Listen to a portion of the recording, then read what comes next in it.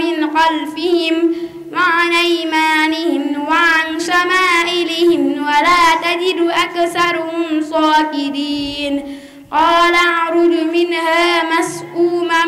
مدحورا فمن تبعك منهم لأملأن جهنم منكم أجمعين من قرية أهلكناها فجاءها بأسنا بياتا أو هم قائلون فما كان دعواهم إذ جاءهم بأسنا إلا أن قالوا إنا كنا ظالمين فلنسألن الذين أرسل إليهم ولنسألن المرسلين فلنعزن عليهم بعلم وما كنا عائبين والوزن يومئذ الحق فمن ثقلت موازينه فأولئك هم المفلحون ومن خفت موازينه فأولئك الذين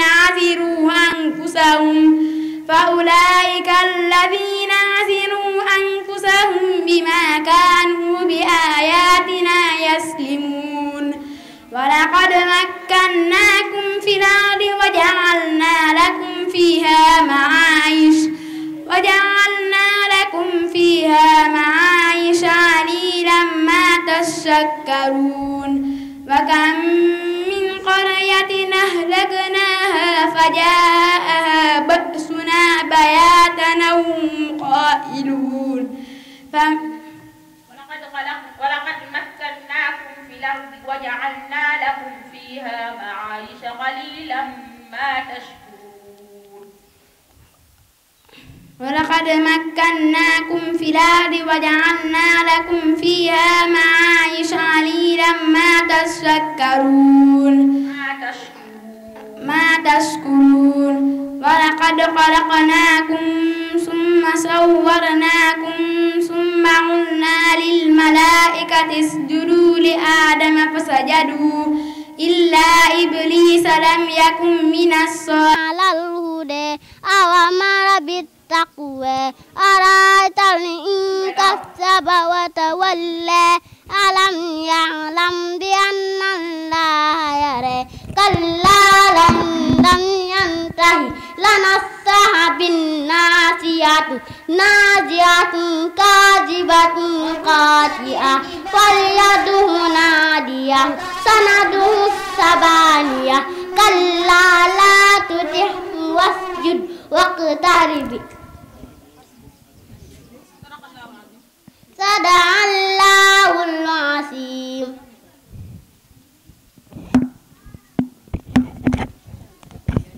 الرحمن الرحيم قل أعوذ برب الناس ملك الناس إله الناس من شر وسواس الناس الذي يوسوس في صدور الناس من الجنة والناس بسم الله الرحمن الرحيم قل أعوذ برب الفلق من شر ما خلق ومن شر غاسق إذا وقب ومن شر النفاثات في العقد بسم الله الرحمن الرحيم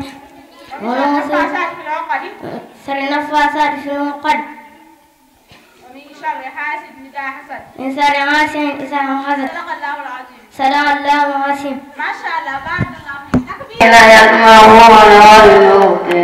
يبعثهم الله ثم إليه ترجعون فقالوا لولا أنزل عليه آية ولا أن ينزل آية ولكن أكثرهم لا يعلمون وما من دابة في الأرض ولا طائر يطير بجناحيه إلا أمم ذلكم وأخذنا بكتاب سيء ثم إلى ربكم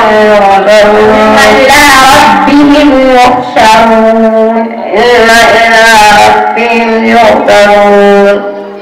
قل أرأيتكم إن أتيكم عذاب الله بغتة أو عذاب الله أو أتتكم الساعة وآتكم الساعة غير الله تدعون إن كنتم صادقين وليعوا تدعون ويكفروا ما تدعون إليه إن شاء وتنسون ما تدركون ولولا قد أرسلنا إلا من قبلك فأخذناه بالبغضاء والضراء لعلهم يتضرعون ولولا إذ جاءهم بأسنا تضرعوا ولكن هدت قلوبهم وزينا لهم الشيطان ما كانوا يعملون فلما نسوا ما ذكروا به فانفتحنا عليه أبواب كل شيء حتى إذا فرحوا القارعة ما القارعة وما أدريك ما القارعة يوم يكون الناس كالفراش المبثوث وتكون الجبال كالعهن المنفوش أما من ثقلت موازينه فأمه هاوية وما أدريك ما هي نار حامية فاصبر صبرا جميلا إنهم يرونه بعيدا ونريه قريبا يوم تكون السماء كالمهل وتكون الجبال كاليعن ولا يسأل عميم عميما يبصرونهم يود المجرمون لم يقتل من عذاب يومئذ ببنيه وصاحبته وأخيه سبح اسم ربك الأعلى الذي خلق فسوى جميعا ثم ينجيه كلا إنها نزاعة للسوء تدعونهم بعذاب ربهم مسبقون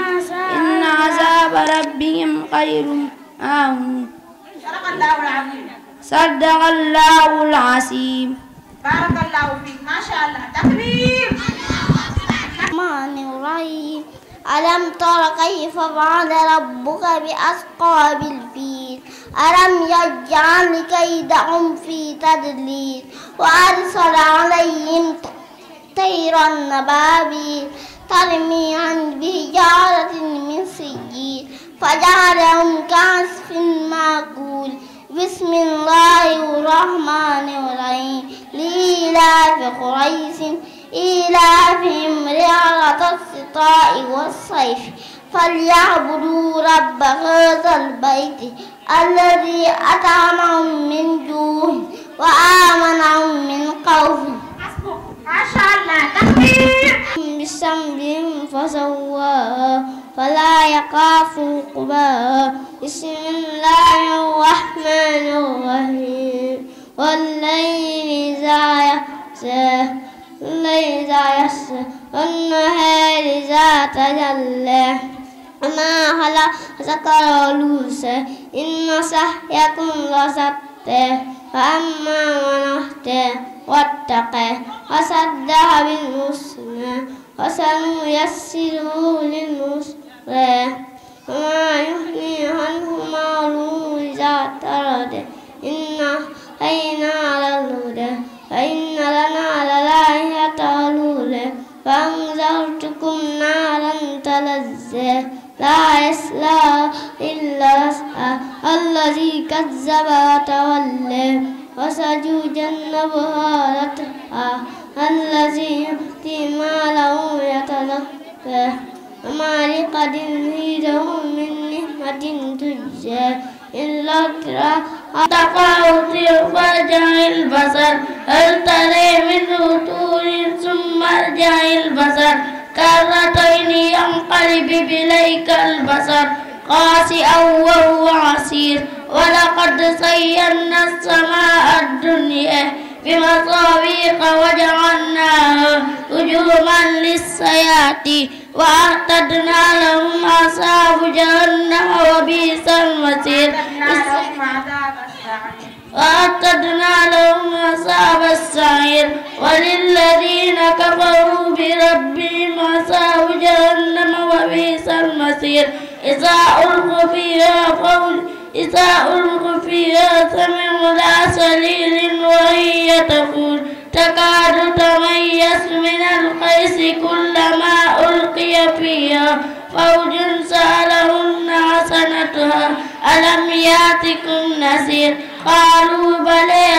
جاءنا نذير وكذبنا وقلنا ما نزل الله من شيء أنتم إلا في ضلال كبير وقالوا لو كنا نسمع أو نعقل ما كنا في أصحاب السعير وللذين كفروا بربهم عذاب جهنم وبئس المصير. صدق الله. بئس مثل القوم الذين كذبوا بآيات الله والله لا يهدي القوم الظالمين. يا أيها الذين هادوا إن زعمتم أنكم أولياء لله من دون الناس فتمنوا الموت إن كنتم صادقين ولا يتمنونه أبدا بما قدمت أيديهم والله عليم بالظالمين. قل إن الموت الذي تفرون منه فإنه ملاقيكم ثم تردوا إلى عالم الغيب والشهادة فينبئكم بما كنتم تعملون. يا أيها الذين آمنوا إذا نودي للصلاة من يوم الجمعة فاسعوا إلى ذكر الله وذروا البيع ذلكم خير. عصوا رسول ربهم فأعصوه أعصة الرابية إنا لما طغى الماء حملناكم في الجارية لنجعلها لكم تذكرة وتعيها أذن واهية فإذا نفخ في الصور نفخة واحدة وحملت الأرض والجبال فدكتا دكة واحدة فيومئذ وقعت الواقعة وانشقت السماء فهي يومئذ واهية والملك على أرجائها ويحمل عرش فوقهم يومئذ ثمانية يومئذ تعرضون لا تخفى منكم خافية فأما من أوتي كتابه بيمينه فيقول أمره كتابيه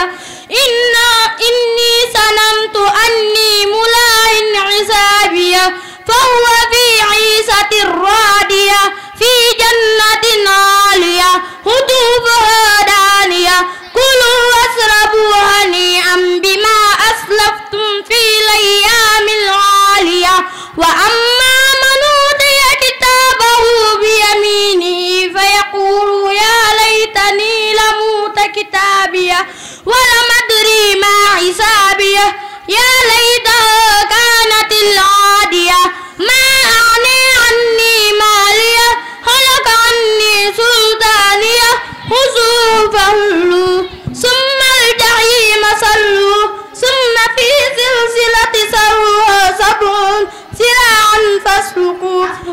صدق الله العظيم. ما شاء الله. تكبير. صلى الله عليه وسلم يلنك يلا دل متأقر إنما بعثت من يننت بدن ما يني ليتمم يرم مطلي مكارم الأعلى سجكي باق. ما شاء الله. تكبير. تكبير. يلا باكر. نذكر إنك لرسول الله والله يعلم إنك لرسوله والله يسخر إن المنافقون لكاذبون اتخذوا أيمانهم جنة فصدوا عن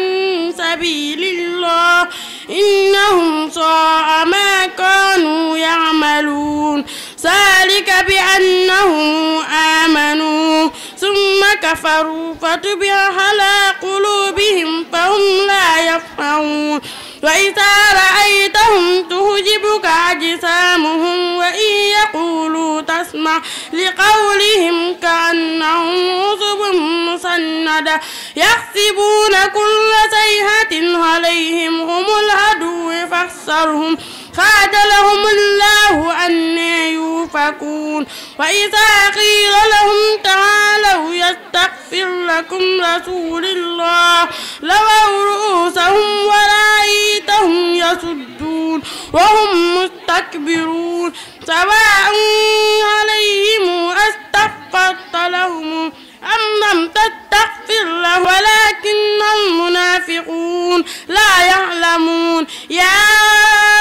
أيها الذين آمنوا لا تلهكم أموالكم ولا أولادكم عن ذكر الله ومن يفعله ذلك فأولئك هم الخاسرون ولن يوقر الله نفسه وأنفقوا مما رزقناكم من قبل أن يأتي يوم أحدهم الموت فيقول ربي لولا أخرتني إلى أجل قريب فأصدق وأكن من الصالحين ولن يوقر الله نفسا إذا جاء أجلها والله خبير بما تعملون صدق الله العظيم قال رسول الله صلى الله عليه وسلم suñu yonent Yàlla bu tedd bi dafa wax ne talabul ilmi sàkku xam-xam faridatu farata la ala kulli muslim war na bépp jullit bu góor wa muslimatin war na bépp jullit bu jigéen. ñoo ngi woo Kumba Suuna Jaañ bu fekkee ñëw na.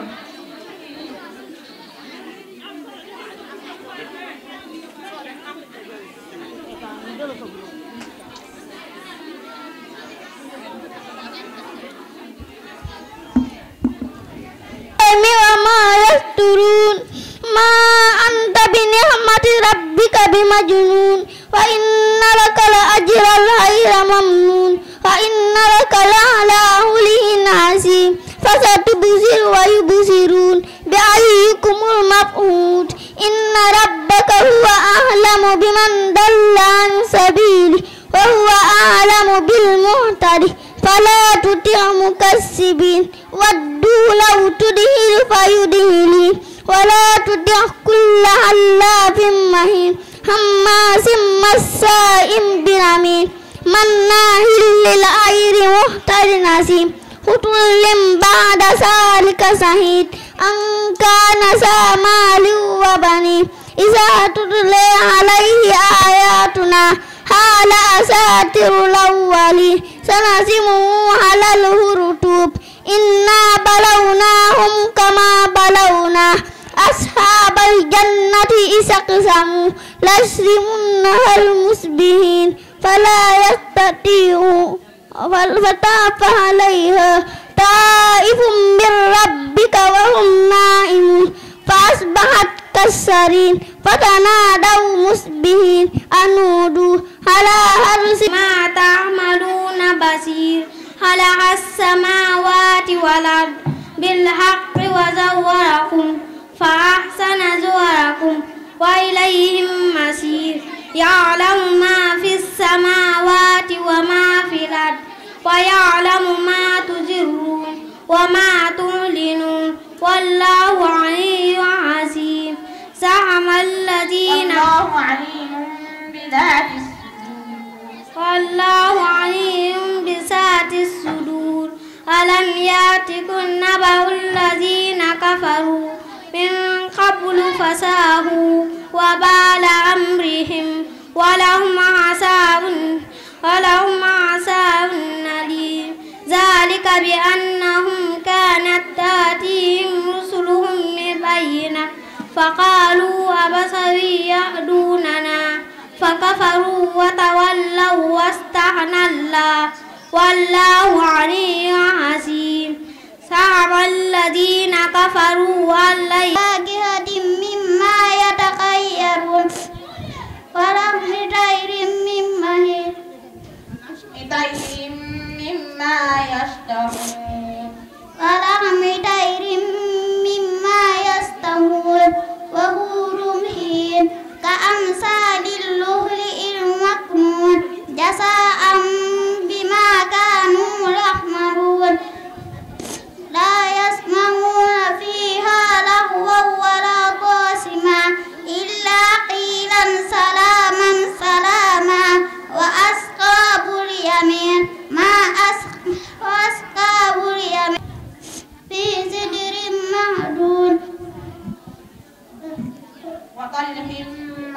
وماء مسكوب وفاكهة مما يتخيرون وفاكهة كثيرة لا مقطوعة ولا ممنوعة. صدق الله العظيم. ما شاء الله. تكبير.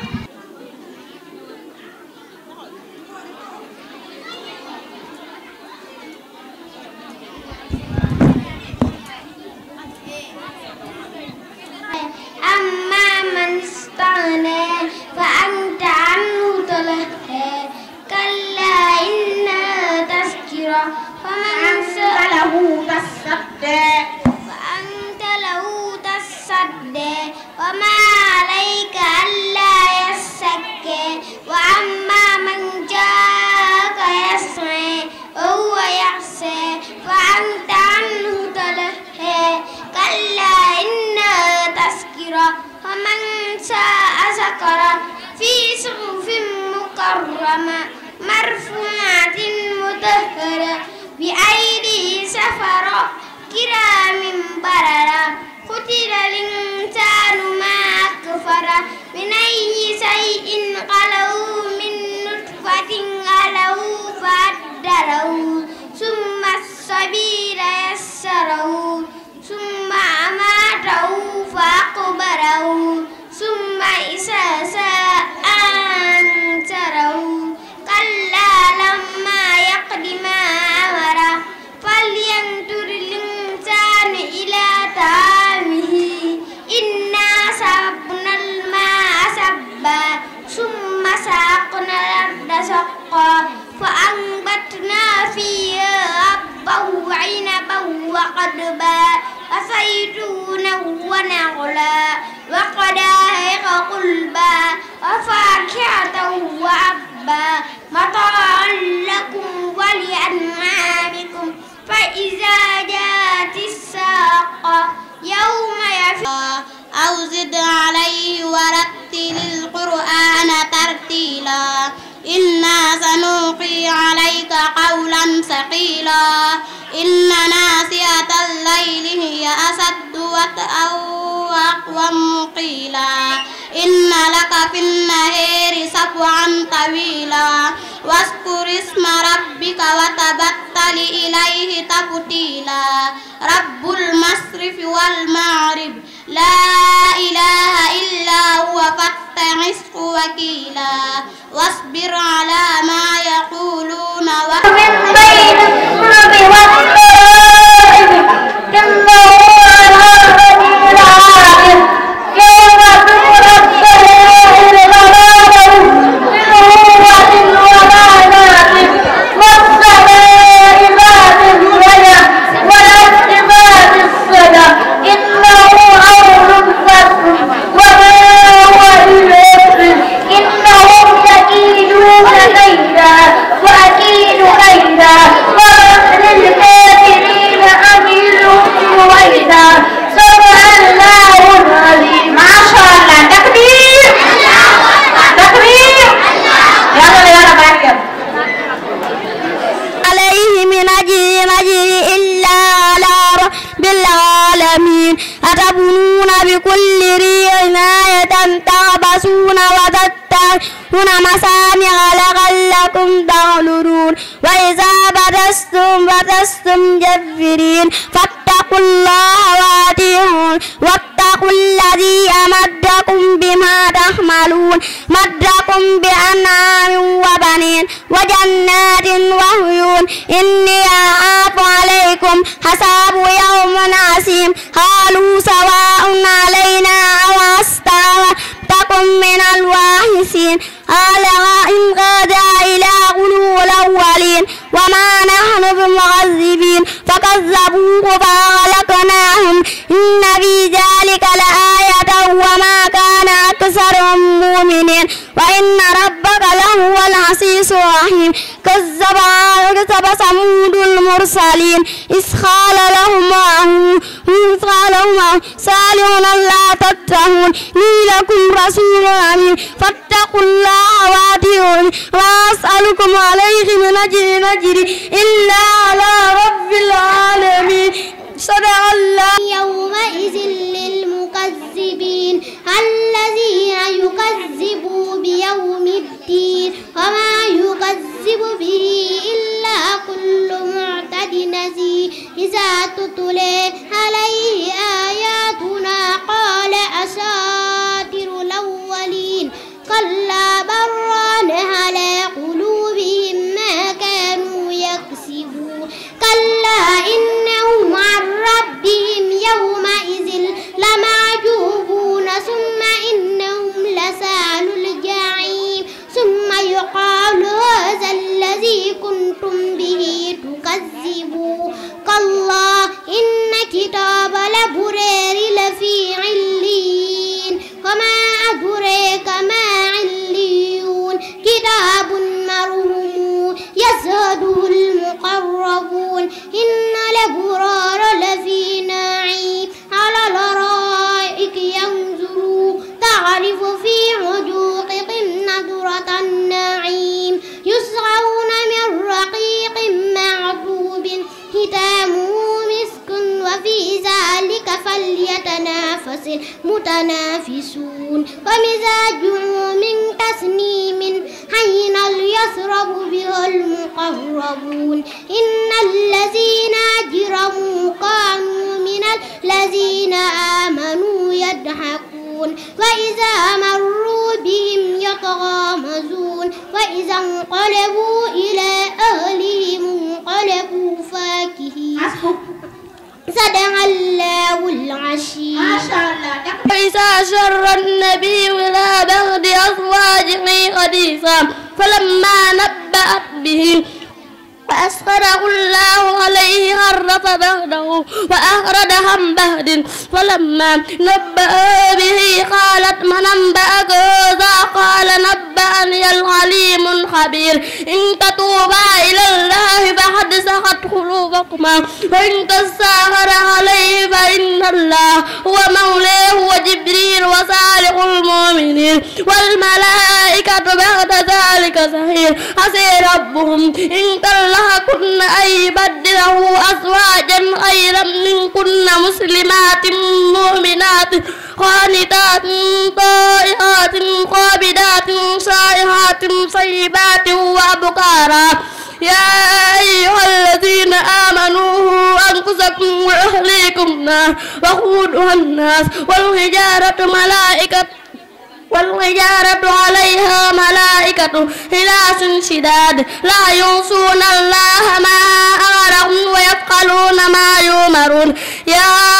أيها الذين كفروا لا تعتذروا اليوم إنما تجزون ما كنتم تعملون صدق الله العظيم. ما شاء الله. تكونوا أينما كنتم والله بما تعملون بصير له ملك السماوات والأرض وإلى الله ترجع الأمور يولج الليل في النهار ويولج النهار في الليل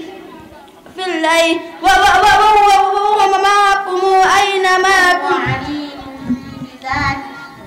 وهو عليم بذات الصدور آمنوا بالله ورسوله وأنفقوا مما جعلكم مستخلفين فيه فالذين آمنوا منكم وأنفقوا لهم أجر كبير وما لكم لا تؤمنون بالله والرسول يدعوكم لتؤمنوا بربكم وقد أخذ ميثاقكم إن كنتم مؤمنين هو الذي ينزل على عبده آيات بينات ليخرجكم من الظلمات إلى النور وإن الله بكم لرؤوف رحيم وما لكم ألا تنفقوا في سبيل الله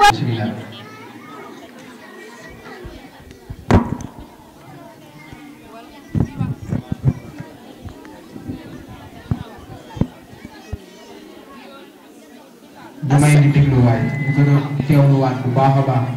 xam ne alxuraan moom bu koy yëkkatee rek danoo war a mel ne koo xamante ne rek noyyiwul sax ndax war koo teewlu kon nañu may ak déglu rek nañu may ak déglu waxtu yi dafa gaaw nañu may ak déglu. assalaamu aleykum wa rahmatullah. wa aleykum salaam wa rahmatullahi taala wa barakaatuh. aw it'aamun fi yawmin fi masqaba yatiiman za maqraba aw miskiinan za matraba summa kaana mina allaziina aamanuu wa tawaasaw bis-sabri wa tawaasaw bil-marhama ulaa'ika ashaabul maymana والذين كفروا بآياتنا هم أصحاب المشأمة عليهم نار موصدة صدق الله العظيم. ما شاء الله تكبير. الرحمن الرحيم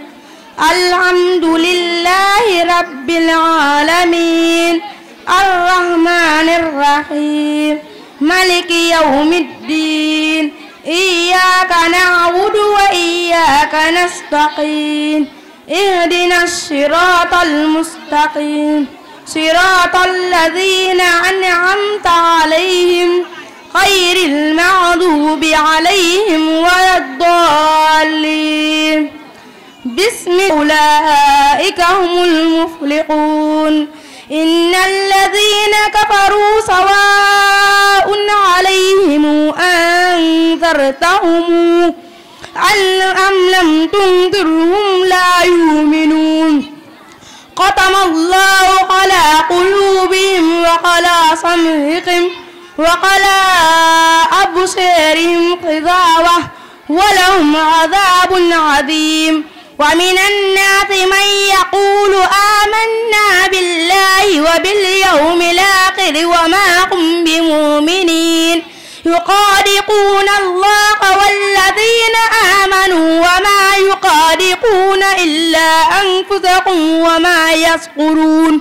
في قلوبهم مرض فزادهم الله مرضا ولهم عذاب أليم بما كانوا يكذبون وإذا قيل لهم لا تفسدوا في الأرض قالوا إنما نحن مصلحون ألا إنهم المفسدون ولكن لا يشعرون وإذا قيل لهم آمنوا كما آمن الناس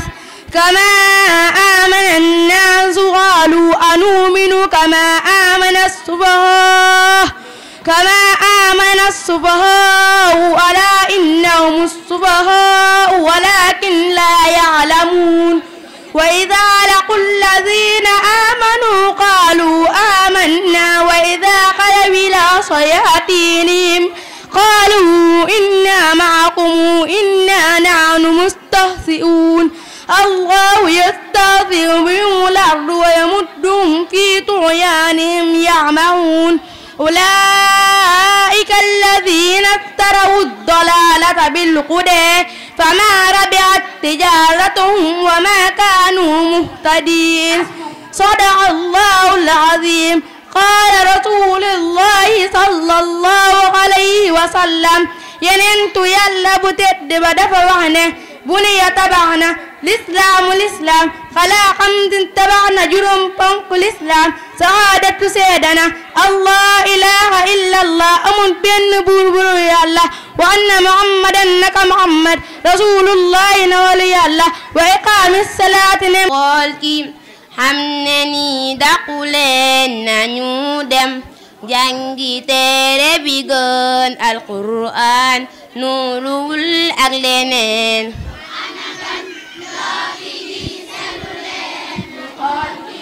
xam ne ni daquleen nañu dem jàngi téere bi gën alquran nuurul ak leneen quran a gën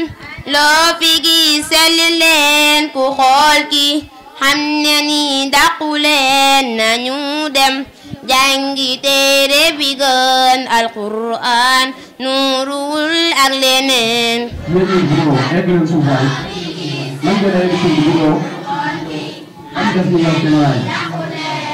sama xol ku laali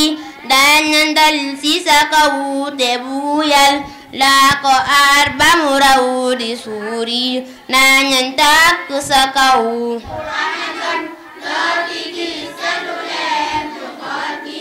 xam ne lii dàqu leen nañu dem jàngi téere bi gan ak Qur'an nuurul ak leneen Qur'ani yaay weral sama xol Qur'ani yaay weral sama cër Qur'ani yaa di lamp bu leer ku niital moom du dox di gëlëm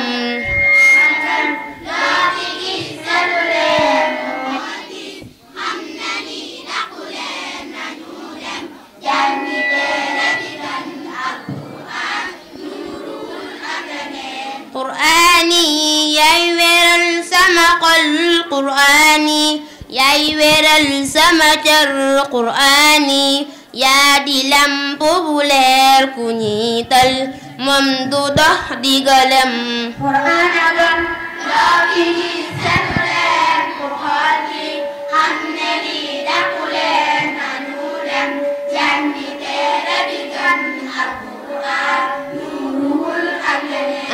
Al-Qur'an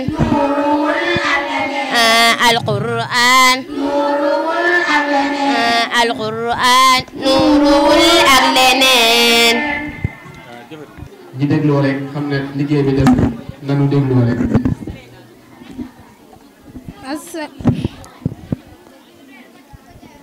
Assalaamu aleykum wa rahmatullah wa alaykum assalaam wa rahmatullahi ta'ala wa barakatuh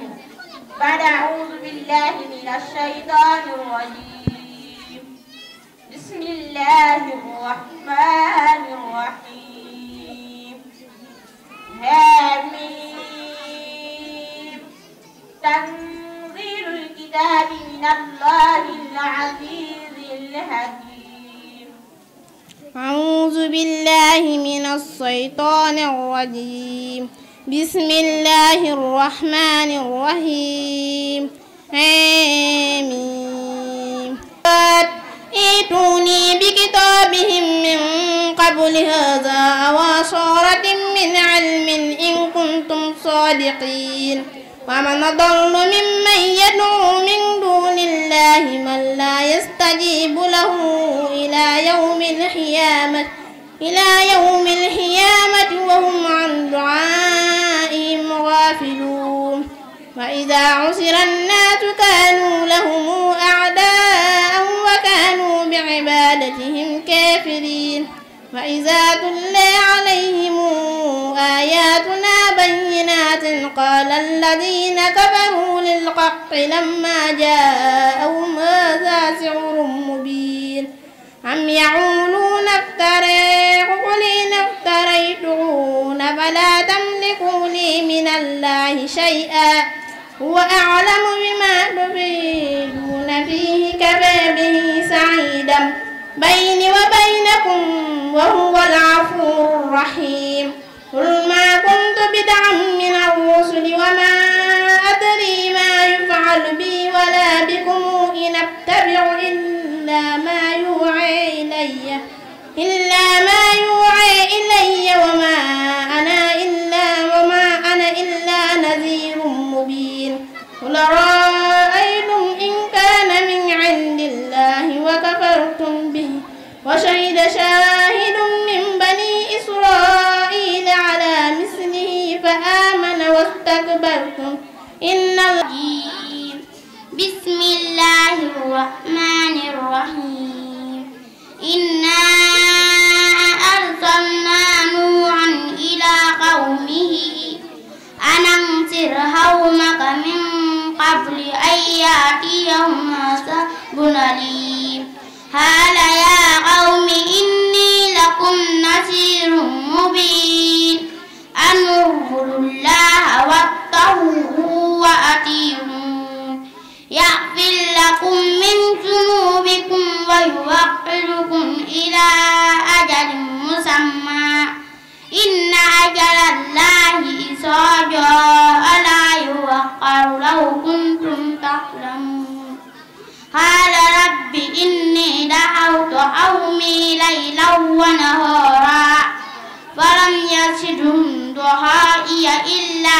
فرارا وإني كلما دعوتهم لتغفر لهم جعلوا أصابعهم في آذانهم واستغشوا ثيابهم وأسروا واستكبروا استكبارا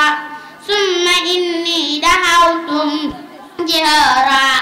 ثم إني أعلنت له وأسررت لهم إسرارا فقلت استغفروا ربكم إنه كان غفارا يرسل السماء عليكم مدرارا ويمددكم بأموال وبنين ويجعل لكم جنات ويجعل لكم أنهارا ما لكم لا ترجون لله وقارا وقد خلقكم أطوارا ألم تروا كيف خلق الله سبع سماوات طباقا وجعل القمر فيهن نورا يسبح لله ما في السماوات وما في الأرض له الملك وله الحمد وهو على كل شيء قدير هو الذي خلقكم فمنكم كافر ومنكم مؤمن والله بما تعملون بصير خلق السماوات والأرض بالحق وزوركم فأحسن صوركم وإليه المصير يعلم ما ذلكم توحشون به والله بما تعملون خبير ومن لم يجد فصيام شهرين متتابعين من قبل أن يتماسا فمن لم يستطع فإطعام 60 مسكينا ذلك لتؤمنوا بالله ورسوله وتلك حدود الله وللكافرين عذاب أليم إن الذين يحادون الله ورسوله كبتوا كما كبت الذين من قبلهم وقد أنزلنا آيات بينات وللكافرين عذاب مهين يوم يبعثهم الله جميعا فينبئهم بما عملوا يغشاه الله ونسوه والله على كل شيء شهيد صدق الله العظيم أوحي إلي أنه استمع نفر من الجن فقالوا إنا سمعنا قرآنا يهدي إلى الرشد وآمنا به ولن نشرك بربنا أحدا وإنه كان ربنا واتخذ صاحبه ولا ولدا وإنه كان يقول سفيهنا على الله شططا فإنا ظننا أن تقول الإنس والجن على الله كذبا وإنه كان رجال من الإنس يخشون برجال من الجن فزادوهم رهقا وإنهم ظنوا كما ظننتم أن لن يبعث الله أحدا وإنا لمسنا السماء فوجدناها ملئت حرسا شديدا وشهبا وإنا كنا نقول منها مقاعد للسمع فمن يستمع الآن يجد له شهابا رصدا وإنا لا ندري أشر أريد بمن في الأرض أم أراد بهم ربهم رشدا وإنا منا السابقون ومنا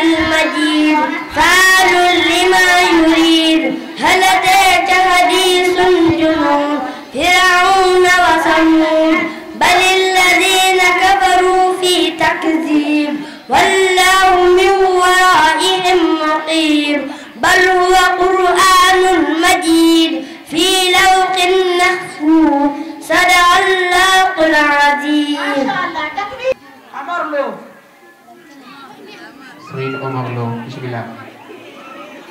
Assalamualaikum warahmatullah. Waalaikumsalam warahmatullahi taala wabarakatuh. A'udzu billahi minasy syaithanir rajim. Bismillahirrahmanirrahim. Amma yatasaalun. A'udzu billahi minasy syaithanir rajim. Bismillahirrahmanirrahim. Amma yatasaalun 'anil naba'il hasim alladzi hum fihi mukhtalifun. Kalla saya'lamun summa kalla saya'lamun. Alam naj'alil arda mihada wal jibala awtada wa khalaqnakum aswaja wa ja'alna nawmakum subata wa ja'alna al-laila libasa wa ja'alna an-nara maqasa wa banayna fawqakum subuhan sidada wa ja'alna minal muhsirati wa ja'alna sirajan waqja wa arsalna minal muhsirati ma'an sajjaja linukhrija bihi habban wa nabata wa jannatin alfafa. Inna yawmal fasli kana miqata yawma yunfahu fis-suri fatatuna afwaja wa futtihatis samaa'u fakanat abwaba fasuyiratil jibalu fakuri wa kitabim mastud fi raqqim mandur wal baitil ma'mur was saqfil marfu wal ba'ril masdur. Inna 'adzaba rabbika lawaqi' ma lahu min dafiq yawma tamuru as-samaa'u mawra wa tasirul jibalu sayra fawailu yawma idzin lil mukazzibin alladhina hum fi 'audi yalhabun yawma yud'una ila nari jahannama da'a hadhihi an-naru allati kuntum biha tukadzibun afasihru hadha am antum la tubsirun islauha fasbiru aw la tasbiru sawa'un 'alaikum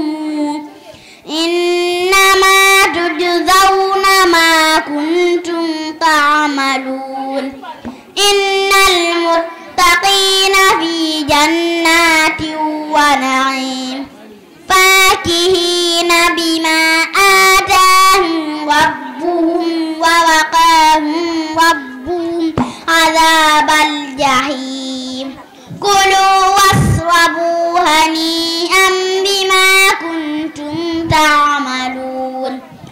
muttaki'ina ala sururin masfufa wa sawwajnahum bihurin 'ain walladzina amanu wattaba'athum dhurriyyatuhum biimanin alhaqna bihim dhurriyyatihim wa ma alatnahum min 'amalihim min shay'in kullu imri'in bima kadzaba rahim wa amdadnahum bifakihatin wa lahmin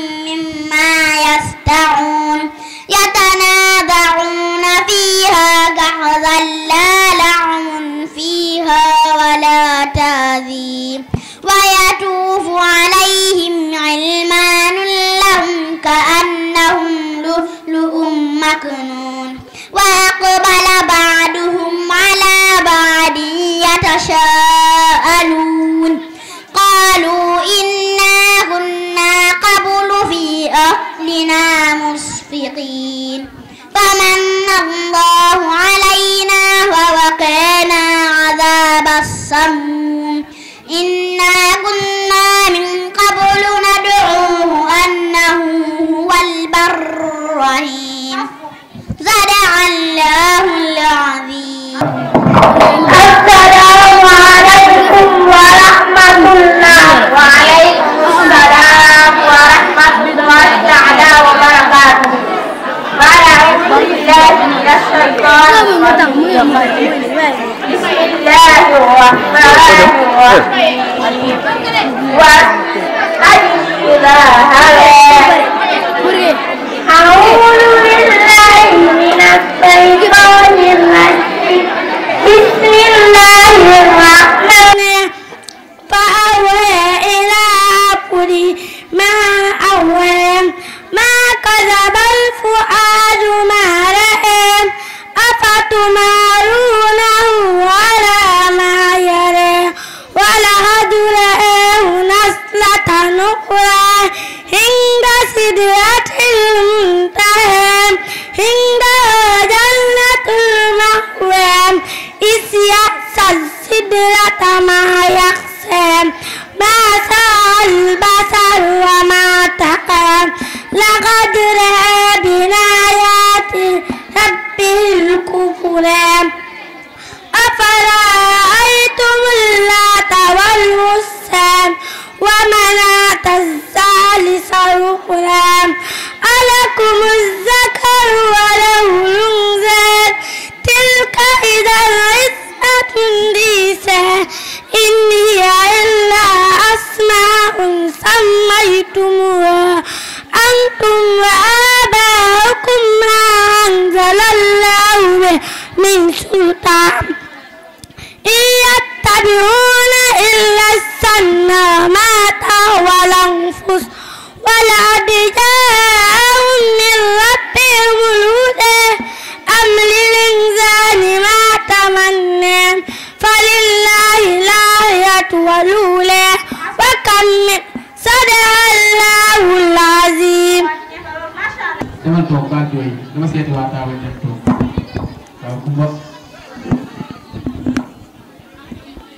bismillah.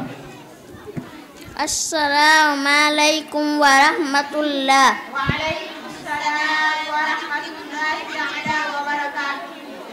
بعد أعوذ بالله من الشيطان الرجيم.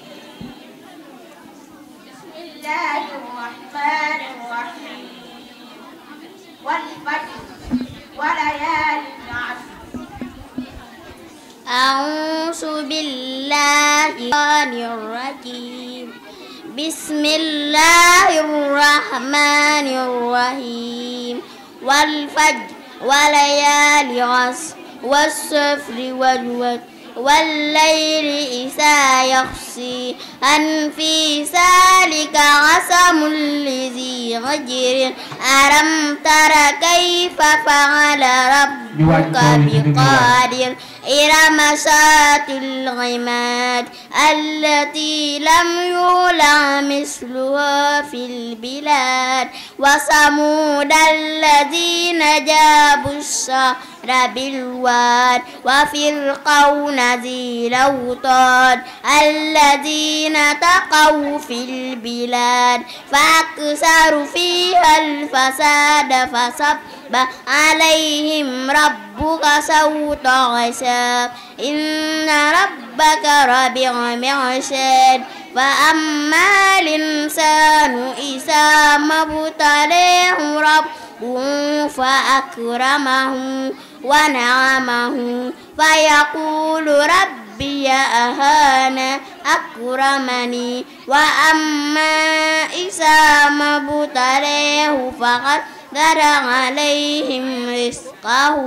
فيقول ربي أهانني كلا بل لا تكرمون اليتيم ولا تحضون على طعام المسكين وتأكلون التراث أكلا لما وتحبون المال حبا جما كلا إذا دكت الأرض دكا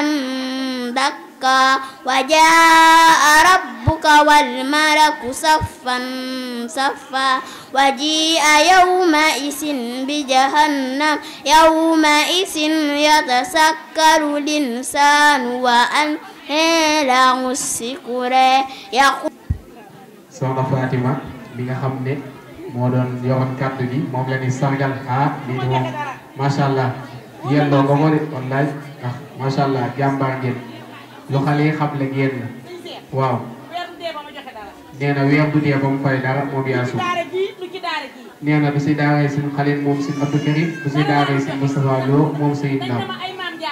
ndax nee na dañ ne ko وهو العزيز الحكيم هو الذي أخرج الذين كفروا من للكتاب من ديارهم لأول العصر ما سننتم أن يخرجوا وسنوا أنهم مانعتهم حصونهم من الله فأتاهم الله من حيث لم يحتسبوا فحسب في قلوبهم الرعب يخربون بيوتهم بأيديهم وأيدي المؤمنين فاعتبروا يا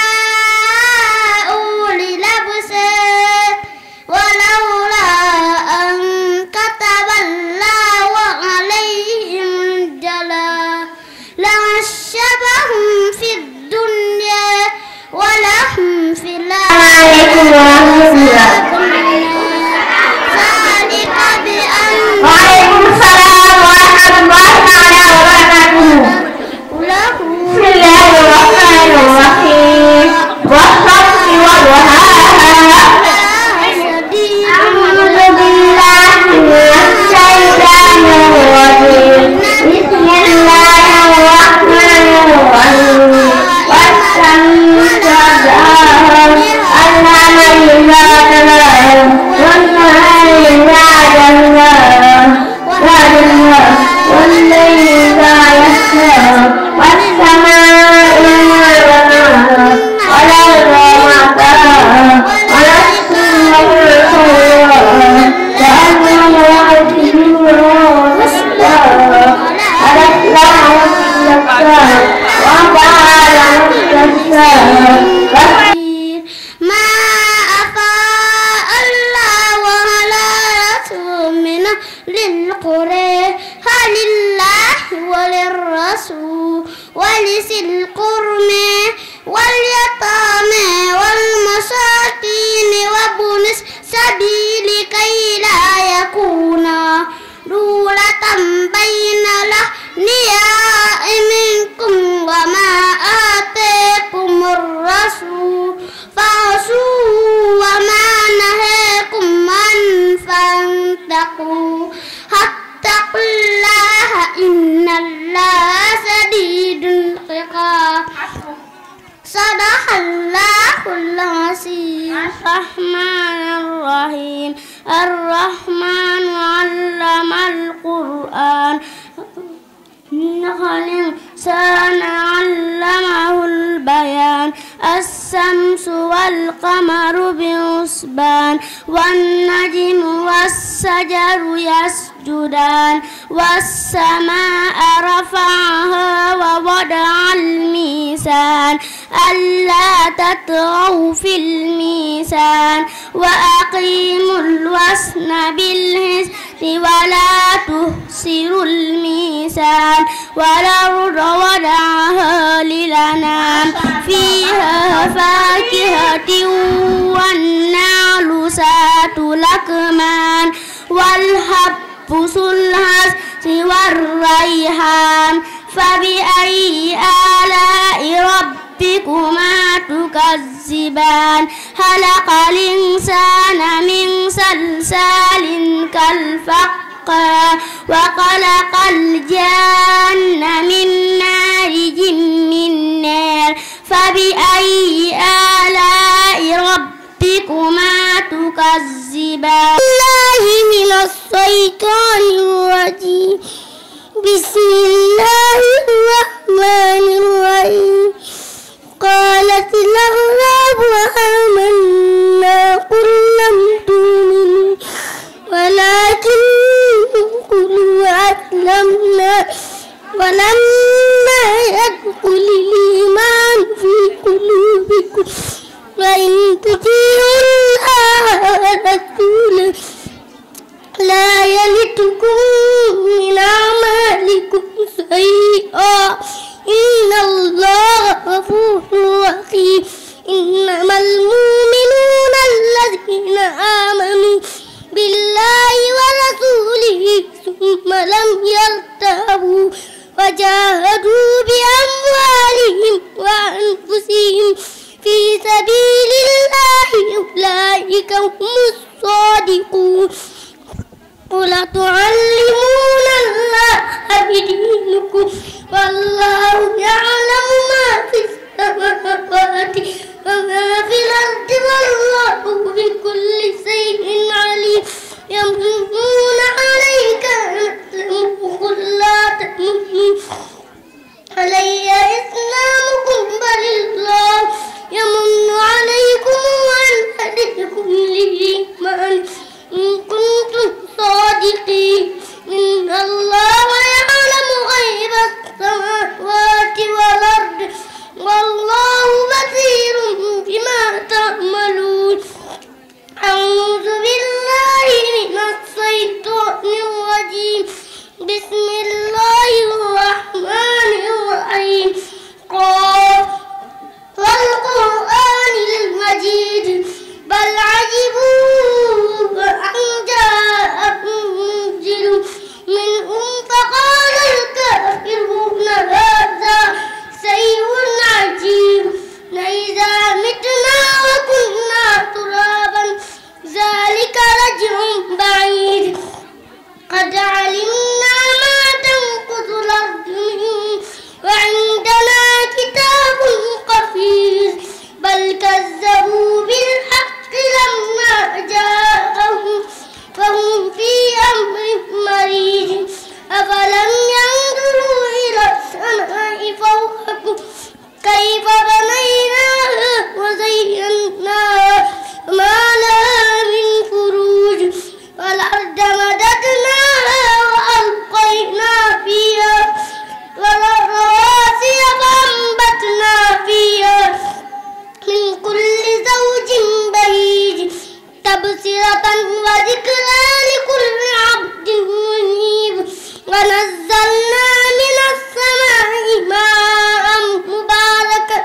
فأنبتنا به جنات وقب الحصيد والنحل باسقات لها سرع مديد رزقا للعباد وأحيينا به بلدة ميتا كذلك الخروج كذبت قبلهم قوم هود وأصحاب الرس وثمود وعاد وفرعون وإخوان لوط وأصحاب الأيكة وقوم تبع كل كذب الرسل فحق وعيد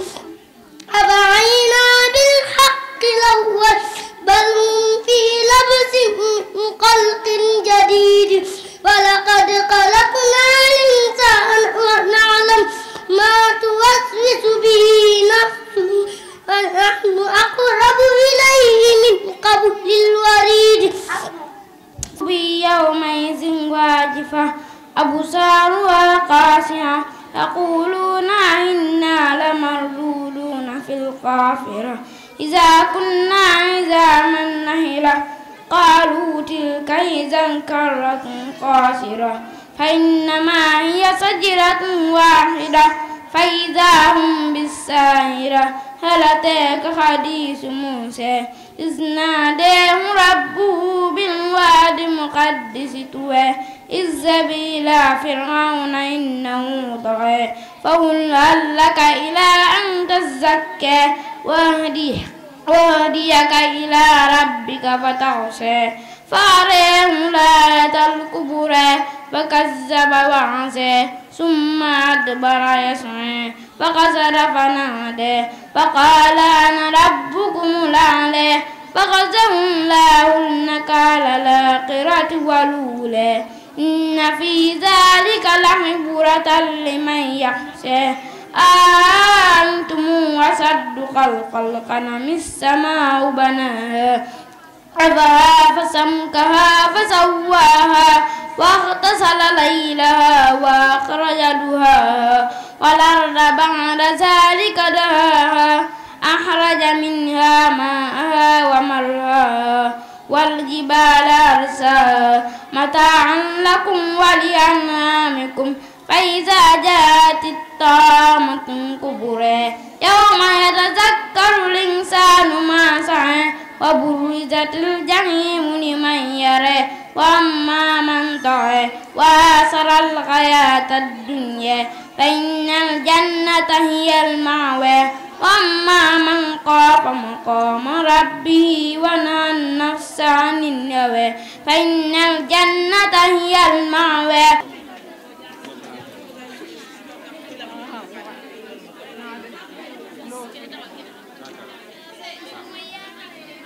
Yang Hamzah Lo